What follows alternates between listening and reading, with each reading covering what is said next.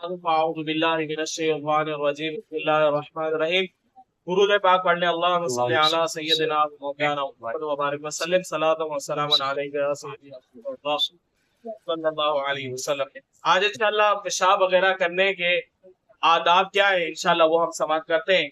नंगे सर पेशाब वगैरह को जाना या अपने हमरा ऐसी चीज ले जाना जिस पर कोई दुआ या अल्लाह व रसूल या किसी बुजुर्ग का नाम लिखा हो वो ममनू है। यूं ही कलाम करना भी क्या है, ममनू है। अलबत्ता ये कि अगर वो चीज ऐसी है कि बिल्कुल छुपी हुई है तो फिर ऐसे सूरत में जो है वो वाशरूम वगैरह में ले जाने में फिर जो है वो कोई हर्ज नहीं है। अदब तो ये बाहर रख ले, अगर बाहर रखेगा गायब हो जाएगी, इस तरह का कोई मामला हो तो फिर अगर जेब के अंदर हो, छुपी हुई हो तो फिर उसमें जो है वो कोई हर्ज नहीं है। आगे मजीद फरमाया, जब तक बैठने के करीब ना हो कपड़ा बदन से ना हटाए और ना हाजत से ज्यादा बदन खोले, फिर दोनों पाँव कुशादा करके बैठे, पाँव पर ज्यादा जोर देकर बैठे और किसी मसलाए दीनी में घोर ना करे कि ये बाइस महरूमी है। छींक या सलाम या अजान का जवाब जबान से ना दे वाशरूम के अंदर, और अगर छीके तो जबान से अल्हम्दुलिल्लाह ना कहे, दिल में कह ले, और बगैर जरूरत अपनी शर्मगाह की तरफ नजर करने या नजासत को देखने या इसके अलावा इसके बदन से निकली हुई जो नजासत है उसको देखना और देर तक जो है वो ना बैठे कि इससे भी बवासीर का जो अंदेशा है। ये सारी बातें जो है क्या है, ममनू है। दोबारा एक दफा समाप्त कर ले कि छींक अगर आ जाए तो अल्हम्दुलिल्लाह भी नहीं कहना, बगैर जरूरत शर्मगाह की तरफ नजर भी नहीं करनी, और ना उस नजासत को देखें जो उसके बदन से निकली है, और देर तक ना बैठे कि इससे बवासीर होने का अंदेशा है। और पेशाब में ना थूके, ना नाक साफ करे, ना बिला जरूरत खंकारे, ना बार बार इधर उधर देखे, ना बेकार बदन छुए, ना आसमान की तरफ निगाह करे, बल्कि शर्म के साथ सर झुकाए रखे।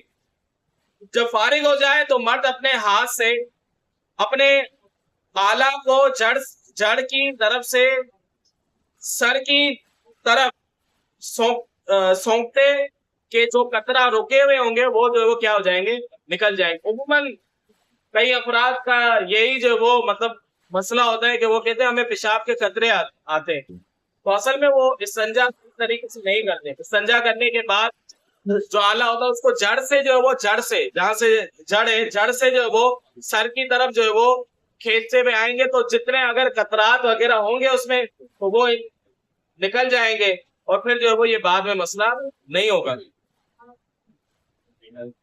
तो फरमाया फिर ढीलों से साफ करके खड़ा हो जाए। ढीले से मुराद ये कि पत्थर वगैरह के जरिए से साफ करके खड़ा हो जाए। सीधा खड़े होने से पहले बदन छुपा ले। जब कतरा का आना मौकूफ हो जाए तो किसी दूसरी जगह तहारत के लिए बैठे और पहले तीन बार दोनों हाथ धो ले, फिर दाएं हाथ से पानी बहाए और बाएं हाथ से धोए। दाएं हाथ से मुराद क्या है, सीधा हाथ, सीधे हाथ से पानी बहाए और उल्टे हाथ से जो वो धोए। पानी का लोटा ऊंचा रखे कि छींटे ना पड़े, और पहले पेशाब का मकाम धोए, फिर जो वो बड़े पेशाब का मकाम, और तहारत के बाद जोर नीचे को देकर ढीला रखे और खूब अच्छी तरह धोए कि धोने के बाद हाथ में बू बाकी ना रहे। फिर किसी कपड़े से पोंछ डाले, और अगर कपड़ा पास ना हो तो बार बार हाथ से पोंछे कि बराए नाम तरी रह जाए।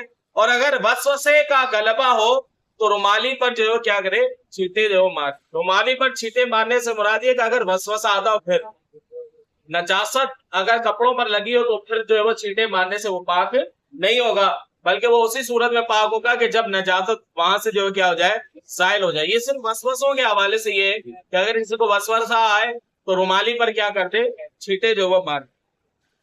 इसी तरह आगे सवाल ये कि ढीलों से संजा करना जरूरी है, यानी जो पत्थर वगैरह के जरिए।